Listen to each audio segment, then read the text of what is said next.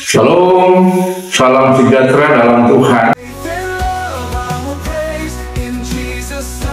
Salam jumpa lagi di awal usbu dalam renungan bersama yang diselenggarakan oleh Jemaat GPM Silo, tentunya memberi harapan dan penguatan supaya ketika kita melangkah, kita yakin akan sabda Tuhan yang tentunya akan menguatkan, memampukan kita. Kita akan mendengarkan firman Tuhan, baik lewat bahan bacaannya, Alkitab, maupun juga lewat renungan bersama atau refleksi ini. Mendahulunya mari kita berdoa. Kami bersyukur kepada Tuhan yang senantiasa menyertai, menuntun, dan menyelamatkan kami. Ada lagi Tuhan di kesempatan ini di awal usul. Hidup kami percaya sungguh dalam harapan iman kami, Tuhan mau senantiasa bersama-sama dengan kami. Segala hal yang mendatangkan kesulitan apapun bentuknya, termasuk bencana-bencana alam, jauhkanlah.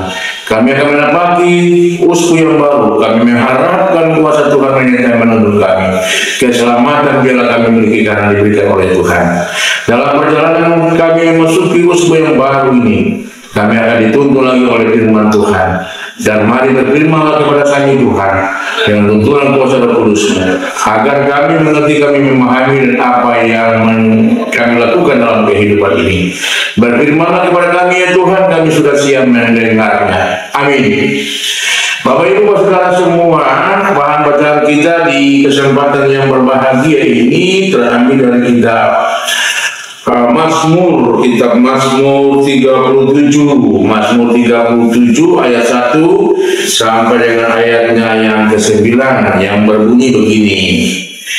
Jangan marah karena orang berbuat jahat, jangan iri hati kepada orang yang berbuat curang, sebab mereka segera lisut seperti rumput dan layu seperti tumbuh-tumbuhan hijau. Percayalah kepada Tuhan dan lakukanlah yang baik. Diamlah di negeri dan berlakulah setia. Dan bergembiralah karena Tuhan, maka Ia akan memberikan kepadamu apa yang diinginkan hatimu. Serahkanlah hidupmu kepada Tuhan dan percayalah kepadanya, dan Ia akan bertindak. Ia akan memunculkan kebenaran seperti terang dan hakmu seperti siang. Berdiam dirilah di hadapan Tuhan dan nantikanlah Dia.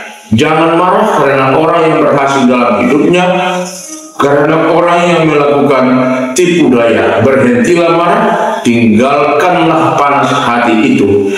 Jangan marah, itu hanya membawa kepada kejahatan, sebab orang-orang yang berbuat jahat akan dilenyapkan, tetapi orang-orang yang menanti-nantikan Tuhan akan mewarisi negeri. Demikianlah firman Tuhan.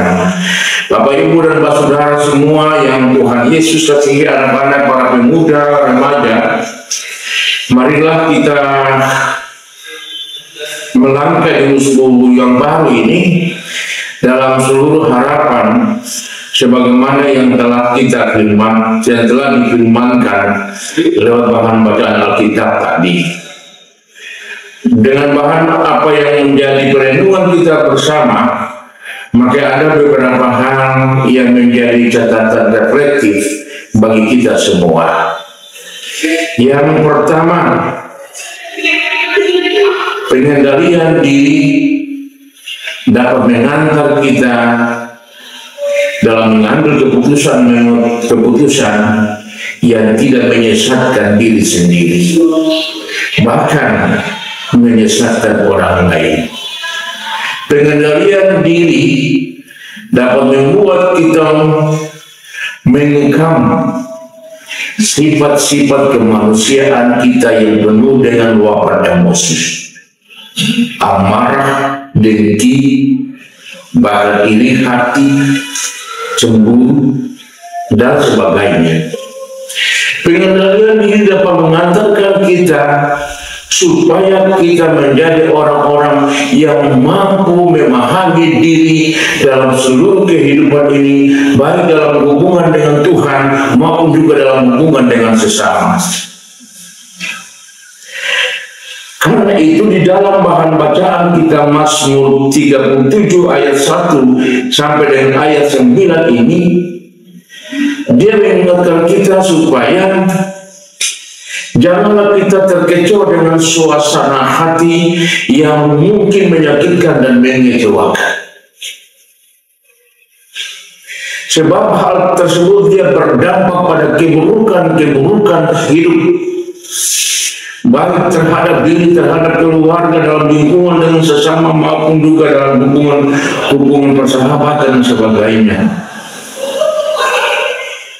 Oleh karena itu, pemazmur memberi nasihat yang sangat penting agar kita senantiasa jangan geram, berhentilah marah, berhentilah penuh dengan emosional, tinggalkanlah panas hati, jangan geram, sebab hal itu akan membawa kepada kejahatan. Janganlah kita selalu dikurung oleh emosi yang tidak terkendalikan, sebab itu dia berdampak pada suasana yang tidak pernah akan nyaman. Secara psikologis kita selalu diselimuti dengan perasaan yang tidak nyaman, dengan pikiran-pikiran yang tidak nyaman, dengan jiwa raga kita yang tidak nyaman. Karena itu hal yang tadi dikatakan di awal, pengendalian diri itu dapat membuat kita mampu menguasai diri dalam mengambil keputusan-keputusan pada jalan kebenaran dan hidup. Itu hal yang pertama. Dan yang kedua, supaya kita tidak terselimut dengan sifat-sifat kedagingan kita, emosional kita, maka sesungguhnya yang dibutuhkan dari kita adalah membangun hubungan keintiman dengan Tuhan. Dalam pengendalian diri, kita akan mewujudkan sikap ketaatan kita kepada Tuhan. Sebab dengan pengendalian diri, maka kita tidak pernah akan melakukan hal-hal di luar kehendak Tuhan. Pengendalian diri dapat menuntun kita di dalam pengambilan keputusan yang tepat guna dan berhasil guna. Sebab di luar itu, seperti emosi, juga baku benci, lain sensasional lain juga menimbulkan persoalan, tidak membawa kenyamanan dalam lingkungan di mana kita ada. Maka dengan sendirinya kita menimbulkan keadaan-keadaan yang tidak berdamai sejahtera itu. Hidup ini kita membutuhkan dunia di mana kita ada adalah dunia yang penuh dengan kedamaian, kebahagiaan dan kesejahteraan. Untuk mencapai dunia seperti itu, maka salah satu faktor adalah pengendalian diri kita, supaya kita tahu apa yang sudah kita buat, apa yang sudah kita kerjakan, apa yang sudah kita lakukan. Pengendalian diri dapat membawa kita untuk kita menciptakan relasi-relasi sosial, untuk kita menciptakan hubungan-hubungan keakraban, untuk kita menciptakan hubungan-hubungan kita juga dengan Tuhan menjadi lebih baik. Inilah karena itu pengendalian diri juga sekali lagi menjadi wujud dari ketaatan kepada Tuhan. Marilah saudara, tolong jangan penuh dengan hal-hal yang selalu diselimuti dengan sifat-sifat kedagingan kita. Tapi kita selimutilah diri dengan kasih dari Kristus. Maka kita akan menjadi orang-orang yang selalu berjalan pada jalan Kristus.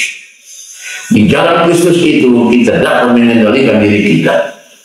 Jika kita berhadapan dengan hal-hal yang menimbulkan kemanusiaan emosional kita, maka kita akan merekam kemanusiaan emosional kita. Tapi kita mewujudkan di dalam kasih. Hati selalu terteguh di dalam cinta yang menghidupkan. Pikiran selalu terarah di dalam dunia yang menghidupkan kebersamaan persaudaraan yang sejati.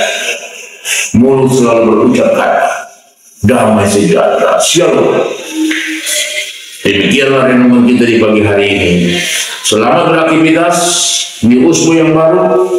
Percayalah Allah Tuhan penguasa hidup ini senantiasa menyertai, menuntun dan memberkati kita. Teman-teman, tolong kata semua. Shalom.